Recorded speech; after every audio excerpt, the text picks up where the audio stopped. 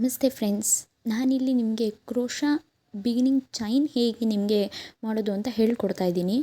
ಮೊದಲನೇದಾಗಿ ಬಂದು ನೀವಿಲ್ಲಿ ಕ್ರೋಶಾ ಥ್ರೆಡ್ನ ತೊಗೋಬೇಕು.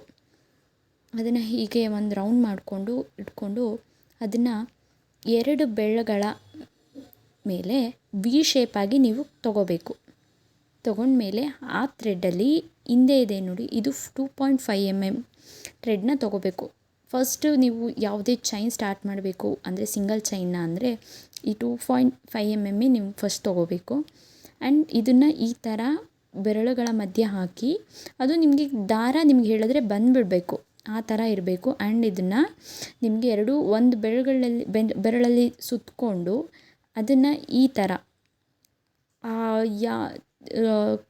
ಚೈನ್ ಇದೆಯಲ್ಲ ಅದನ್ನು ಆ ಹೋಲ್ ಮಧ್ಯೆ ತೊಗೋಬೇಕು. ನೀವು ಆ ದಾರನ ಆ ಚೈನ್ ಮಧ್ಯೆ ನೀವು ಹೋಲ್ ಮಧ್ಯೆ ತೊಗೋಬೇಕಾಗತ್ತೆ. ಆ್ಯಂಡ್ ನೋಡಿ ಇವಾಗ ಯಾವ ಥರ ಬಂದಿದೆ.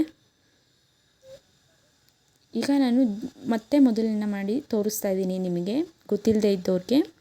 ನೋಡಿ ಆ ಥರ ಮೊದಲನೇದಾಗಿ ಆ ಥ್ರೆಡ್ ಇರುತ್ತಲ್ಲ, ಆ ಥ್ರೆಡ್ನ ನಾವೇನು ಸುತ್ಕೊಂಡಿರ್ತೀವೋ ರೌಂಡು ಅದರೊಳಗಡೆ ತೊಗೋಬೇಕು ಥ್ರೆಡ್ನ.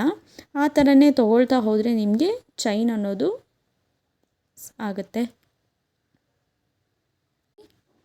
ಇದು ಈ ಥರ ಬರುತ್ತೆ. ತುಂಬ ಈಸಿ, ಕಷ್ಟ ಏನು ಆಗಲ್ಲ. ಫಸ್ಟು ಎಲ್ಲರಿಗೂ ಸ್ಟಾರ್ಟ್ ಮಾಡಬೇಕಾದ್ರೆ ಕಷ್ಟ ಆಗುತ್ತೆ. ಮಾಡ್ತಾ ಮಾಡ್ತಾ ಎಲ್ಲರಿಗೂ ಇದೇ ಈಸಿಯಪ್ಪ ಅಂತ ಅನಿಸ್ಬಿಡುತ್ತೆ. ಸೊ ನಾನಿಲ್ಲಿ ಕತ್ರಿ ತೊಗೊಂಡು ಲಾಸ್ಟ್ ಕೊನೆಯ ಭಾಗನ ಕಟ್ ಮಾಡ್ಕೊಳ್ತಾ ಇದ್ದೀನಿ. ಆ ಕೊನೆಯ ಭಾಗನ ಏನಿದೆ ಆ ಥ್ರೆಡ್ ದಾರ ಅದನ್ನು ಆ ರೌಂಡ್ ಇದೆಯಲ್ಲ ಅದರಲ್ಲಿ ಫುಲ್ ತೊಗೊಂಡು ಎಳ್ಕೊಂಡ್ಬಿಡ್ಬೇಕು.